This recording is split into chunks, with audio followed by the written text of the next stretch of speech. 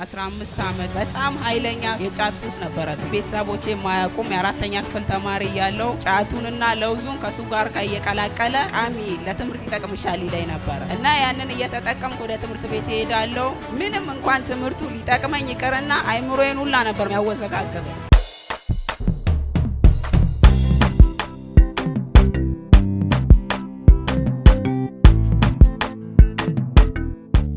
በመጀመሪያ እግዚአብሔርን አክብሩልኝ። ያው ነውር የሆነውን ነገር ከላይ አንከባሎልኝ ዛሬ በፊታችሁ በሞገስ ቆሜያለሁ። እግዚአብሔር የተባረከ ይሁን እና የ15 ዓመት ነውሬን እግዚአብሔር አንከባሎልኝ ዛሬ በፊታችሁ ቆሜያለሁ። በጣም ኃይለኛ ሱስ የጫት ሱስ ነበረብኝ እና ተማሪ ያለው ነው ቤተሰቦቼ የማያውቁም የአራተኛ ክፍል ተማሪ ያለው ሞቷል። ይሄን ሱስ ያስጀመረኝ ልጅ ይጠራኝና እንደ ቀልድ ጫቱንና ለውዙን ከሱ ጋር እየቀላቀለ ቃሚ ለትምህርት ይጠቅምሻል ይለኝ ነበር እና ያንን እየተጠቀምኩ ወደ ትምህርት ቤት እሄዳለሁ። ምንም እንኳን ትምህርቱ ሊጠቅመኝ ይቅርና አይምሮዬን ሁላ ነበር የሚያወዘጋገበኝ። እንደዚህ ያለ ወደ 3 ዓመት ሆነ። 7ኛ ክፍል እንዳለፍኩኝ ካርዴን ተቀበልኩ።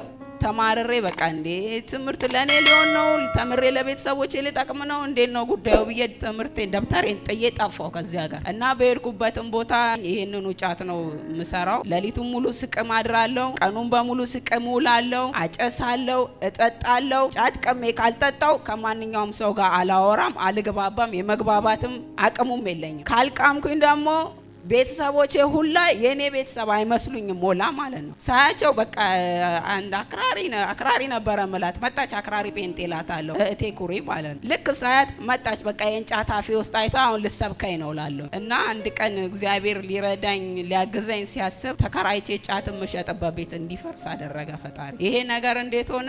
እቴ ታማ ተኝታ ነበረ። እሷን ሊጠይቁ ከእናቶች ህብረት መጡ። ወደ ሲስተር ቤት ገብተው እሷን እያናገሩ እያለ እንዳጋጣሚ በፍለፍታቸው ስወጣ ነይ እስቲ ብላ ጠራችኝ። አንደኛዋ እህቴ ሰላም ነሽ? ደህና ነኝ እግዚአብሔር ይመስገን።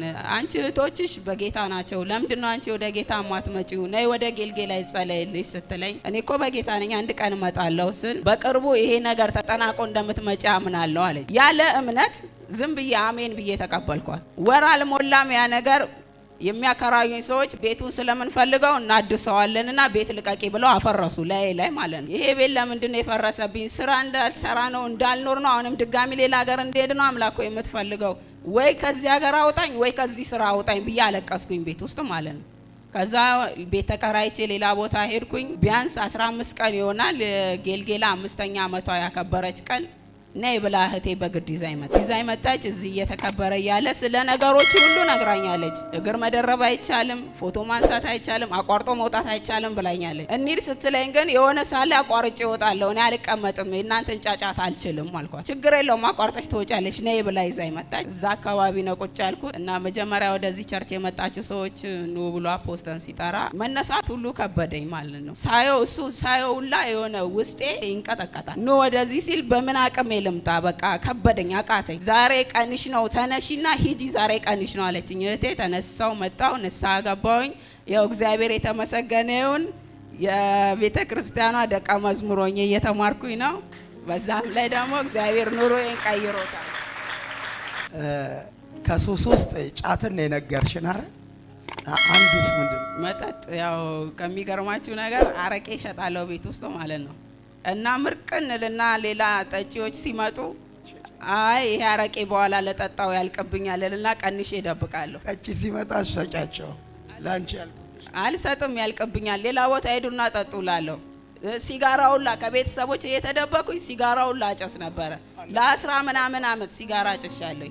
ግን በአንድ ቀን ጌልጌላ 5ኛ ዓመቷ የምታከብር ቀን መጣው። በአንድ ቀን እግዚአብሔር ትልቅ ነገር አደረገልኝ በእውነት። እኔ ሺሻ አይደለም ማጨሰው ሲጋራ ነው አለች። ምክንያቱም ሺሻውን ትንቀዋለች መሰለኝ፣ ሲጋራው ይበልጥባታል። ከዚህ የበለጠ ምን ነውር ማለት እኮ ይሄን እግዚአብሔር ያንከባለለል። እንኳን ጌታ ረዳሽ።